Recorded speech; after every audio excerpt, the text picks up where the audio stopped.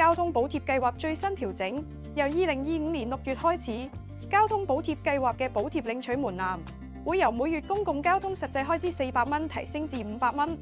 對超出嘅開支提供1/3嘅交通津貼，上限維持400蚊不變。所有透過八達通支付嘅公共交通開支都可以獲得補貼，包括港鐵、巴士、渡輪嘅月票同日票都屬於補貼範圍內，即港鐵嘅都會票同全月通等都可以獲得交通津貼。如果係用現金或者八達通以外方式購買指定車船票，就需要喺購票當日起計30日內登記。只要攜帶需要登記嘅車票、收據同八達通，去指定車船票自助登記站，根據登記站指示拍卡，輸入收據登記號碼或者掃描二維碼，就可以完成登記，十分方便。大家要記得，每個月16號開始可以領取上一個月嘅交通津貼，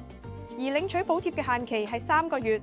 如果超過3個月仲未領取，咁嗰一期嘅乘車津貼就冇辦法攞得返。